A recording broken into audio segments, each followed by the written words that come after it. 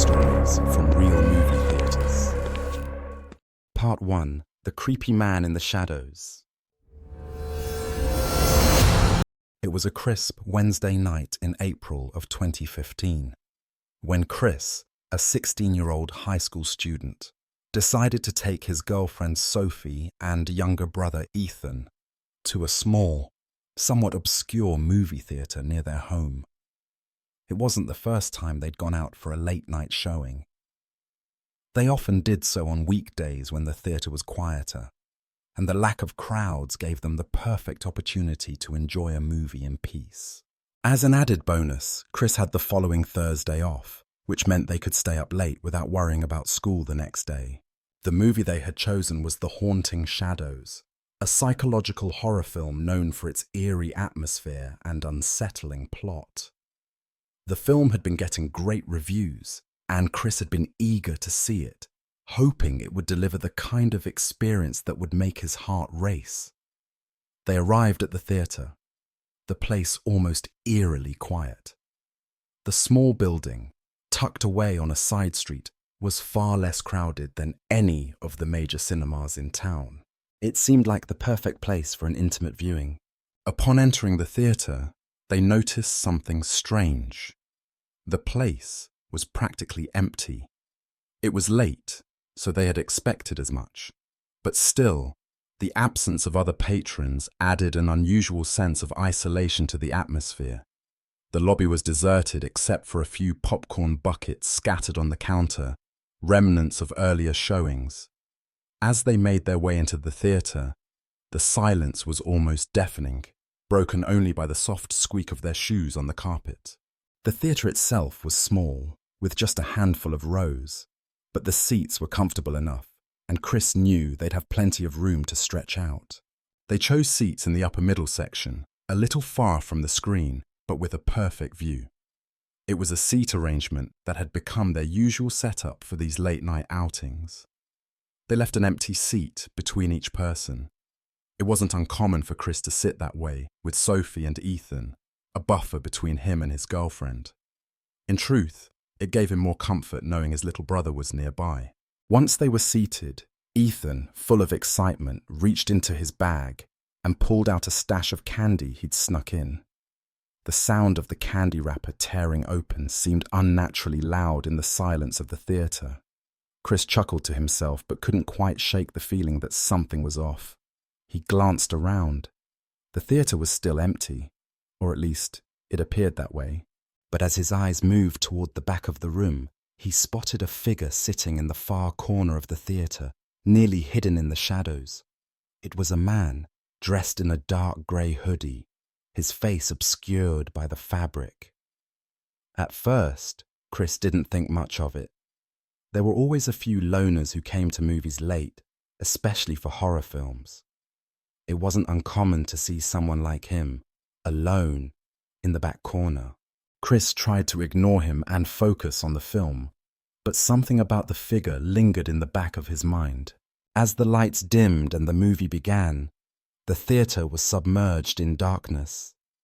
The only light came from the screen as it flickered to life, casting eerie shadows over the seats.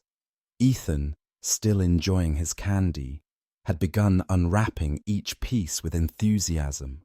The noise was almost unbearable, and Chris found himself trying to focus on the film while his little brother continued to indulge in his snacks.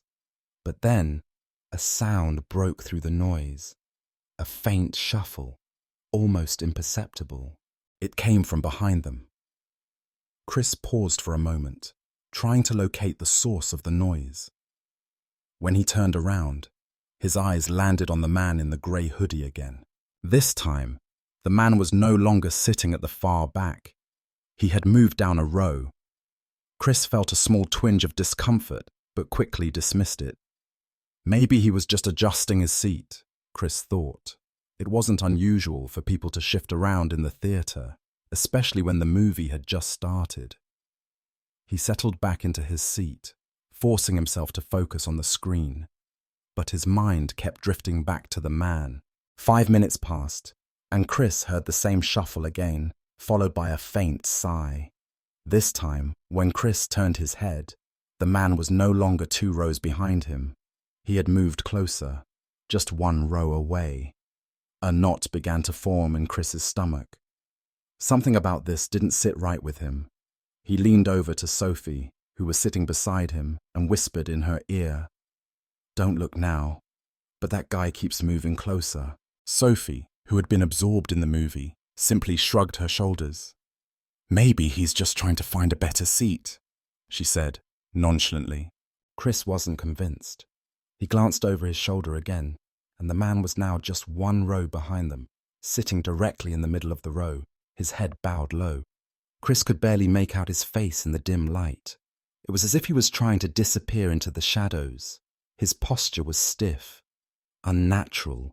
There was something unsettling about the way he sat, completely still, like he wasn't even watching the movie. Chris felt his pulse quicken.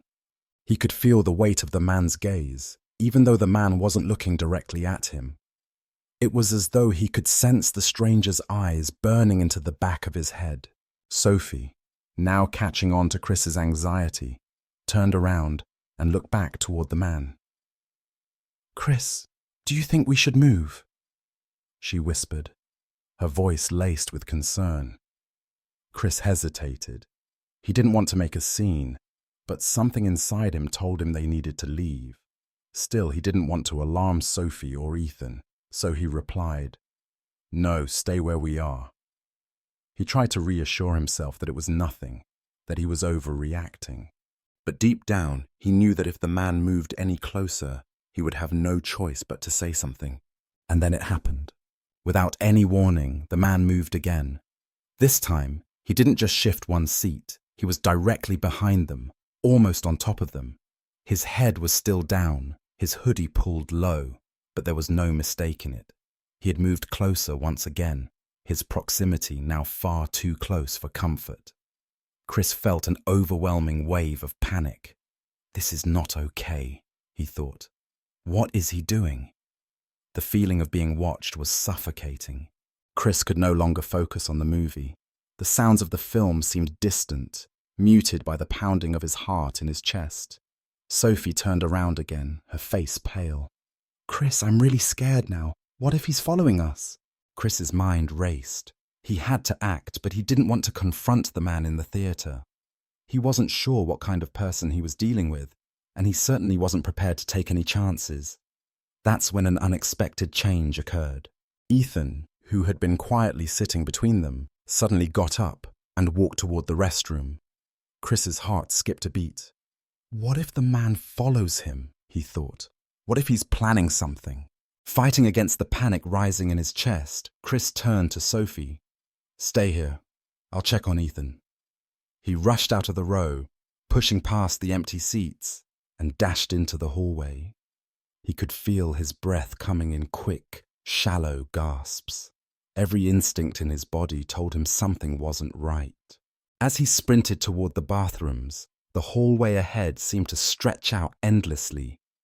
His footsteps echoed off the walls, and with each passing second, his anxiety grew. When he reached the bathroom, his worst fears were realized. There, kneeling by the stalls, was the man in the grey hoodie, peering under each door, his head twitching back and forth.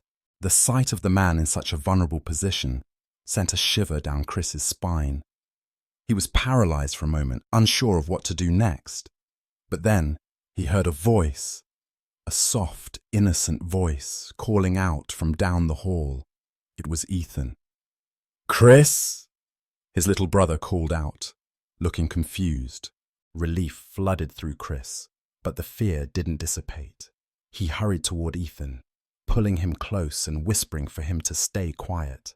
They rushed back to the theatre, where Chris found Sophie waiting anxiously. Without saying a word, they made their way to the front of the theatre. Once at the front desk, Chris immediately told the staff what had happened, and the police were called. After a thorough investigation, the authorities reviewed the security footage, which showed the man wandering the halls and entering the bathroom after them.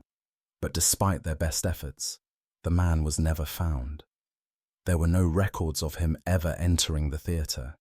His identity remained a mystery. Chris couldn't shake the feeling that something far more sinister had been lurking in that dark theatre. And he knew that the man in the grey hoodie had been watching them long before they had ever noticed him. The unsettling feeling stayed with him long after that night. It was a reminder that sometimes the darkness hides things that no one should ever have to see. Part 2. The Whispering Shadows. Jake, a 20-year-old college student, had always found solace in the quiet, immersive experience of watching horror films alone. He often sought out smaller, less crowded theatres, where the lack of people would allow him to disappear into the story without the distractions of chatting moviegoers or people on their phones. On this particular Wednesday night, Jake decided to visit a small, run-down theatre in a nearby part of town that was known for showing niche horror films. The Shadows Beneath had just been released, and it had been receiving rave reviews for its unnerving atmosphere. It was the kind of film Jake loved, psychological, eerie, and designed to make you question what's real and what's imagined. He had been eagerly awaiting its release, and tonight seemed like the perfect night to finally see it. Arriving early, Jake found the lobby of the theatre completely deserted.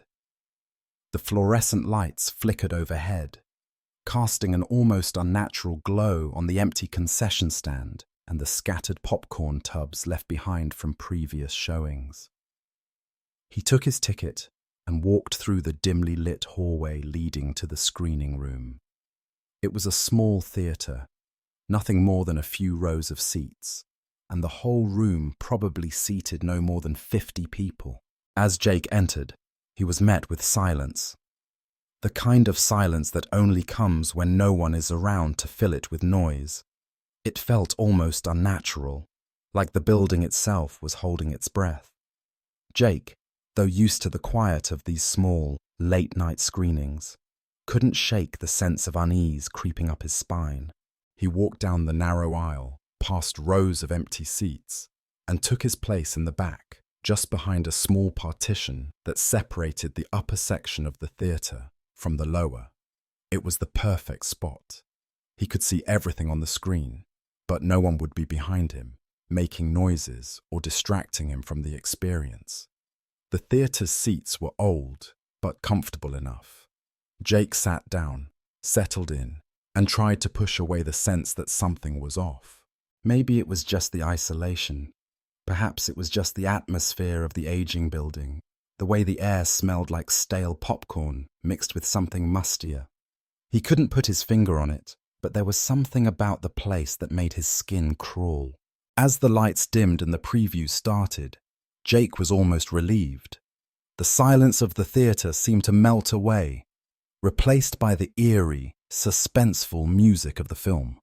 But as the opening credits rolled and the sound of whispers began to rise from the speakers, Jake heard something strange. It wasn't the film. No, this was something different. There was a faint, soft sound coming from behind him. It was almost like a whisper, so faint that Jake couldn't make out the words. He assumed it was just someone else in the theatre, but when he glanced over his shoulder, the seats were still empty. He shook his head and turned back to the screen, trying to focus on the movie. But the whispers didn't stop. They grew louder, more distinct. Jake's heart began to race as the sound seemed to come from all around him. It wasn't just one voice, it was a dozen, maybe more. Each whisper seemed to blend into the next, creating a low, constant murmur. And yet, when Jake turned his head to look behind him, no one was there. The theatre was still completely empty. The hairs on the back of his neck stood up as he wondered if he was losing his mind. Maybe it was the film playing tricks on him, or maybe the building was so old that it creaked and groaned in strange ways. He tried to convince himself it was nothing, but the more he listened, the more it felt like the whispers were directed at him. He could almost make out the words now. Jake, Jake, help us. The realization hit him like a ton of bricks. These voices weren't just random whispers. They were speaking his name. They were calling to him, reaching out from the shadows. Panic set in. Jake turned in his seat, scanning the dark theatre for any sign of movement. The whispers grew louder, sharper, as though someone was right behind him, whispering in his ear. His pulse quickened, and he felt the cold grip of fear wrap around him. He glanced behind him again, but this time he saw something. Just at the edge of his vision, he caught a figure moving in the shadows. A silhouette, indistinct and shadowy, but undeniably there. Jake's breath hitched as he stared at it. It was like the figure had been hiding behind the seats, watching him without making a sound. And now it was standing up, slowly, deliberately. It wasn't just any figure. It was humanoid, but it didn't seem quite right. The way it moved was unnatural, almost mechanical, as though its limbs were too stiff, its motions jerky and disjointed. Jake could barely see its face, but the faint outline of a hooded figure in the dim light made his blood run cold. He could feel his heart pounding in his chest as the figure began to step closer. There was no sound now, just the heavy thudding of his own heartbeat in his ears. His first instinct was to run, but he couldn't. He was paralyzed, his legs refusing to move. The figure didn't make a sound as it approached, its presence growing stronger with each passing second. Jake's mind raced. He could hear the whispers in his head now, louder and more desperate, urging him to look behind him, to turn around. But every fibre of his being screamed at him to stay still, to not look back. What if it wasn't just a person? What if it was something else? Something not human. The tension in the room felt unbearable. Jake couldn't take it any longer. With a sudden burst of courage, he leapt from his seat, heart pounding in his chest. But before he could take a single step, the whispers stopped. All at once, the room fell silent, and the air seemed to press down on him, heavy and suffocating. The figure, the one he had seen in the shadows, had vanished. It was as if it had never been there at all. Jake stood frozen in the aisle, his mind struggling to make sense of what had just happened. Had he imagined it? Was it the movie playing tricks on him? His pulse was still racing, and his hands were clammy, but there was no time to dwell on that. He needed to leave. He needed to get out of this place. Turning, Jake hurried out of the theatre, running through the darkened hallway toward the lobby. The silence was deafening now, as if the entire building had gone still, holding its breath, waiting. When he reached the doors, he pushed them open, practically throwing himself into the night air. He gasped for breath, his chest tight, his mind reeling from what he had just experienced.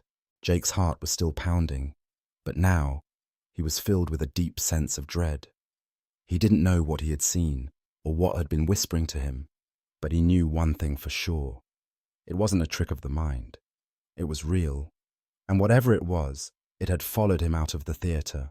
Shaken and terrified, Jake tried to contact the theatre staff the next day, but no one had any answers. The theatre was closed for the day, and the next few times he tried to reach them, there was no response. As days passed, the memory of the whispers and the figure in the shadows lingered in his mind, a constant presence that gnawed at him. But there was something else that haunted him even more. The thought that whatever he had experienced in that theatre hadn't ended. It had followed him home, and now, every night, he swore he could hear faint whispers just on the edge of his hearing. It wasn't just a movie anymore. It was his reality. And as he lay awake in his bed at night, the whispers came for him again, growing louder, more insistent, until he could no longer tell where the shadows ended and where they began. Part 3. The Stalker in the Dark.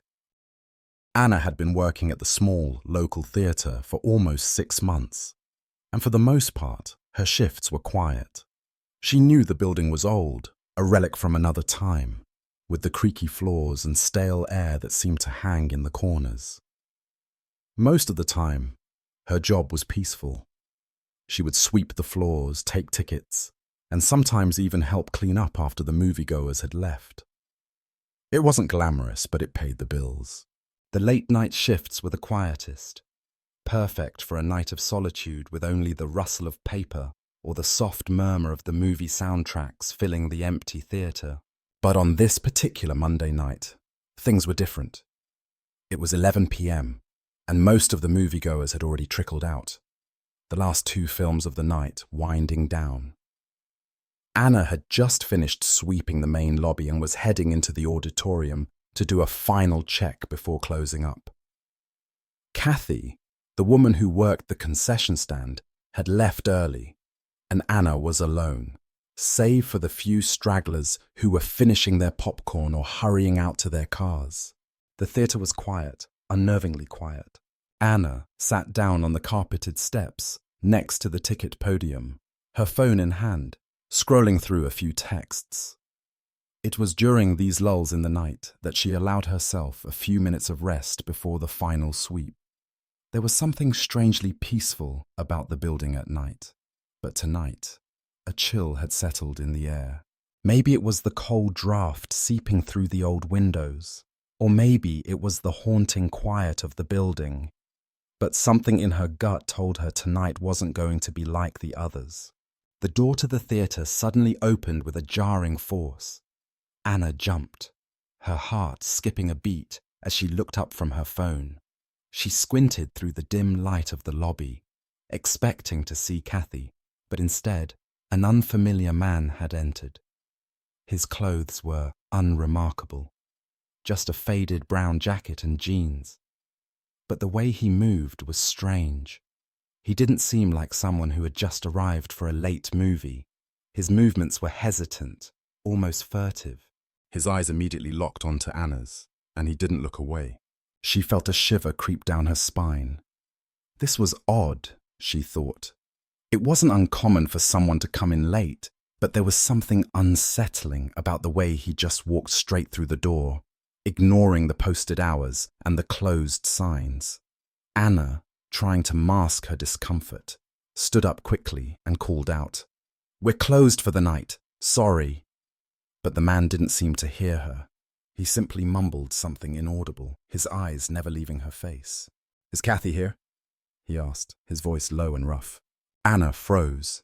She didn't recognize the man, and Kathy had left a good 20 minutes ago. "No," she replied, forcing a smile. "She's gone for the night. You'll have to leave." But the man didn't move.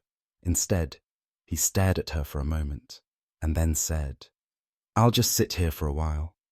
His voice was oddly calm, but there was something unnerving about his presence. Anna hesitated, but the theatre was mostly empty, and it was late.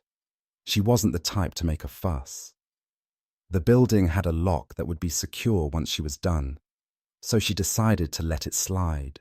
She moved back to the ticket podium and sat down again, trying to act normal, but the whole time she could feel the man's eyes on her.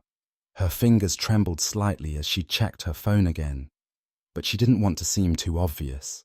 He hadn't sat down in the chairs of the lobby, though. Instead, he had gone deeper into the theatre, just beyond the entrance. It was an odd place to sit, but Anna tried to dismiss the strange feeling in her stomach. "It's probably nothing," she told herself. "Maybe he's just waiting for someone." Minutes passed. The lobby was silent again, except for the soft hum of the flickering lights above. Anna couldn't help but glance up every now and then, stealing glances at the man. He was still there, sitting in the same position, facing the wall. His back was stiff, his hands resting unnaturally still at his sides. It looked like he wasn't moving at all. It was an eerie stillness, one that felt completely out of place. The longer Anna watched him, the more she felt like something wasn't right. She stood up, walked into the lobby to make sure the man was still sitting where he was. When she did, her heart sank. He wasn't there. The seat was empty. Her breath caught in her throat. She rushed back through the lobby to the screening room. The man was gone, but she could feel him. It was as if he was watching her, even though he wasn't physically there. Where could he have gone? She thought.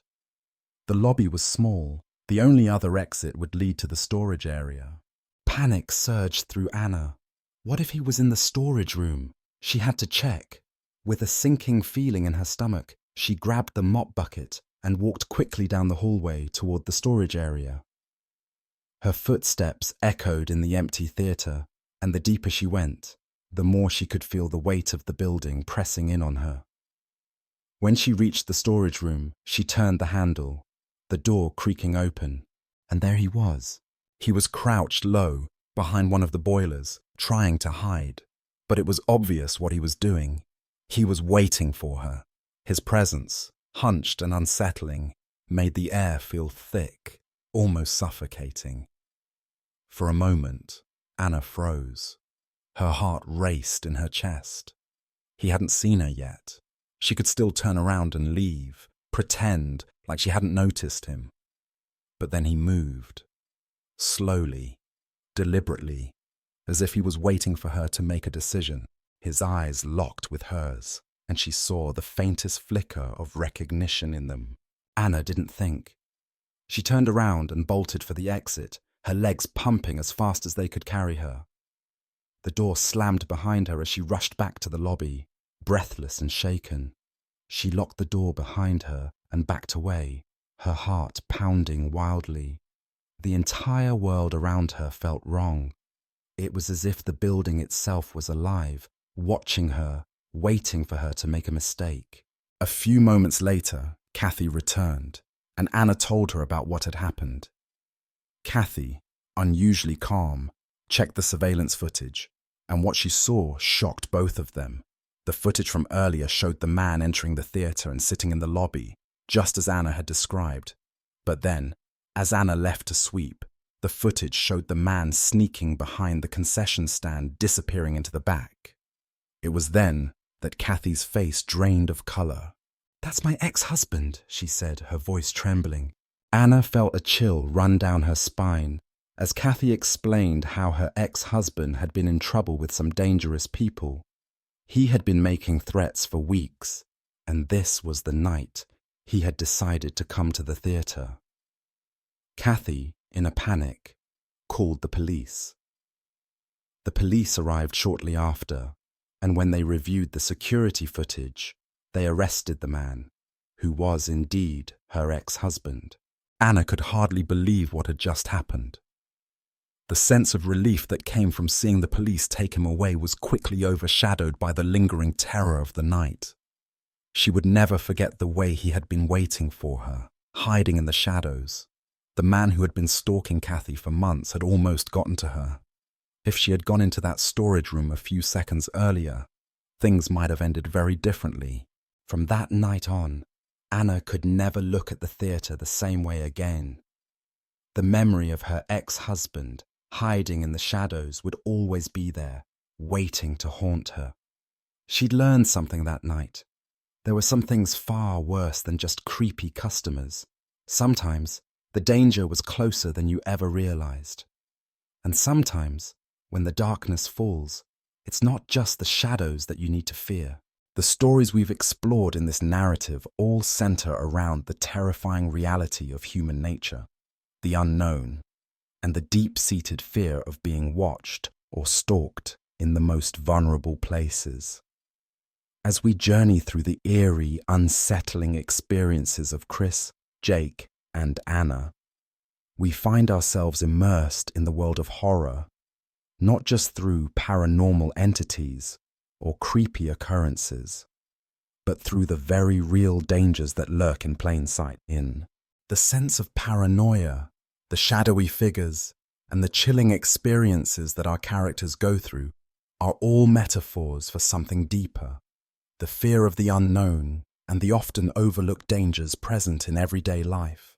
Chris's experience in the theater with the strange man in the grey hoodie showcases the very real and unnerving reality that danger can be right under our noses, masked by the seemingly ordinary. At first, Chris dismisses the strange man as an innocent moviegoer. But as the man's movements become more peculiar, Chris starts to feel an overwhelming sense of fear. The idea that the man was getting closer and closer as the minutes passed represents that slow, creeping realization we all feel when something doesn't sit right.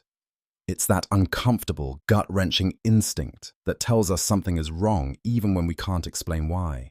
In the case of Jake, his experience in the empty theater takes us deeper into the world of psychological terror.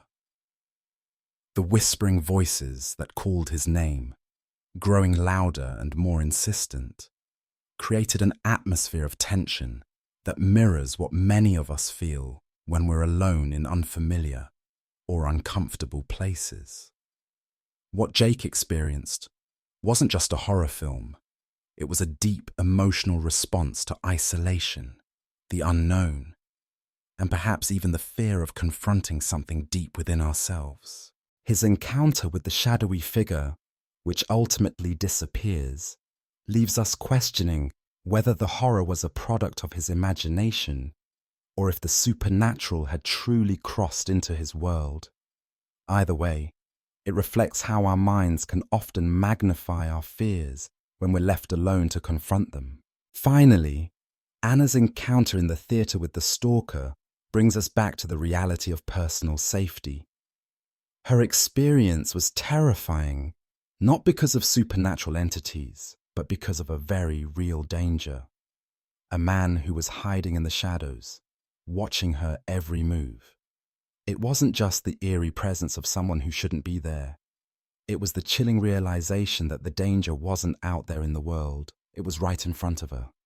The man had been watching Kathy, and when Anna happened upon him in the storage room, she narrowly escaped a frightening situation. This story serves as a grim reminder of how things can go from seemingly safe to dangerously unsafe in an instant. The characters in these stories aren't just facing creepy figures or supernatural forces. They are grappling with the complex, very real human emotions of fear, paranoia, and vulnerability.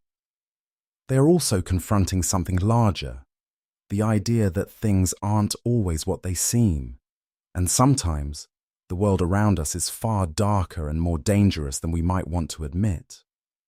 What we see, hear, or feel in these moments is often just the surface of something much deeper. The whispers, the figures, the unsettling feelings are metaphors for how easily we can be consumed by our own fears and how quickly our perceptions of reality can shift when we feel threatened or unsafe. These stories are reminders that the world we live in is full of unexpected dangers. We are constantly surrounded by things that we don't fully understand or notice, whether it's the presence of strangers, the eerie feeling of being watched, or the moments when our intuition tells us that something is wrong, but we ignore it. Often we dismiss our instincts as paranoia or overreaction, but in many cases, they are our subconscious warning us about something we can't see or comprehend. The core lesson from these stories is the importance of trusting your instincts. In each of the narratives, the characters felt uneasy about their situations before any real danger materialized. Whether it was Chris noticing the strange man moving closer, Jake hearing the whispers calling his name, or Anna sensing that something was off when the man didn't leave the theater, each of them had moments where their intuition told them to act. Yet it wasn't until their discomfort grew stronger and more undeniable that they chose to listen. In life, we often push our feelings of discomfort aside, labeling them as anxiety or nervousness. But in reality, these emotions can be powerful indicators that something is wrong. Trusting our instincts can be difficult. In today's world, we are constantly told to ignore our gut feelings, to think rationally, and to not be overly dramatic. But the truth is, our intuition is a built-in alarm system designed to keep us safe. It has been honed over thousands of years of human evolution, allowing us to sense danger before it becomes a real threat. The key takeaway from these stories is that we should not disregard our feelings of discomfort or unease, but instead, we should listen to them and take them seriously. Another lesson these stories impart is the importance of awareness and vigilance. While we cannot always prevent danger, we can prepare ourselves mentally and emotionally to handle uncomfortable or dangerous situations. Just like Anna found herself unprepared for the man lurking in the theatre, we too often find ourselves in situations where we feel ill-equipped to respond. But with heightened awareness and a willingness to take action when something feels wrong, we can increase our chances of avoiding or mitigating harm. The more aware we are of our surroundings, the better equipped we are to protect ourselves. The stories also highlight the importance of self-empowerment. It's easy to feel powerless when confronted with an unknown threat, whether it's a shadowy figure, a whispered voice, or a person in a dark corner. It's natural to feel afraid. However, each of the characters in these stories found ways to assert control over their situations. Chris protected his brother, Jake escaped the theatre, and Anna locked the door behind her. While none of them could predict the outcome, they took action, and that empowered them to regain a sense of control in the face of fear. Finally, these narratives remind us that we can't always rely on others to protect us. While Chris was lucky enough to have Sophie and Ethan with him, the fact remains that he had to act on his own to ensure their safety. Jake's experience in the theatre proved that sometimes we're alone with our fears, and the only person who can help us is ourselves. In Anna's case, her close call with the stalker reinforced the idea that personal safety isn't something to take for granted. It's up to each of us to be our own protector. In our modern lives, we often ignore or downplay our instincts, but the truth is that our world has become increasingly complex and at times dangerous.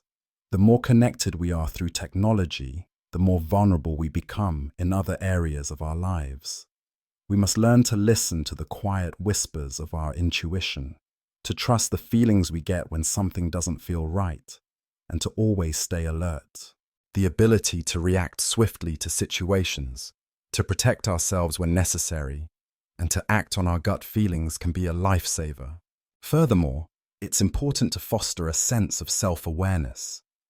This doesn't mean living in a constant state of fear or anxiety, but rather being mindful of your surroundings and the people around you.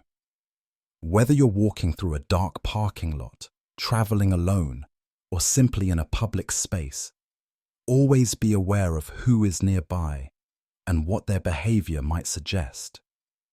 Staying alert can give you the tools you need to act swiftly if something goes wrong. Another crucial point to remember is that it's okay to be scared. Fear is a natural response to danger, and it's a powerful motivator that can help us survive. But the key is learning how to use fear to our advantage, transforming it into a source of strength and clarity. Don't let fear paralyze you. Let it fuel your awareness, your readiness to act, and your commitment to protecting yourself and those around you. As we come to the end of this journey through the eerie, unsettling world of our characters, we must take the lessons they've learned and apply them to our own lives. Trust your instincts, stay aware, empower yourself, and never forget that when faced with fear, the greatest weapon we have is our ability to act. Thank you for joining us on this dark and suspenseful journey. If these stories have captivated you, if they've given you a moment of reflection or stirred a feeling of discomfort in your heart, then please consider subscribing to our channel. By subscribing, you'll be supporting our efforts to continue creating even more content like this. Stories that make you think, that challenge you to examine the world around you, and that remind you of the power of fear, intuition, and human resilience. Subscribe now to stay up to date with our latest stories. Your support helps us bring more terrifying tales, life lessons, and unforgettable experiences straight to your screen. Don't miss out, there's much more to come.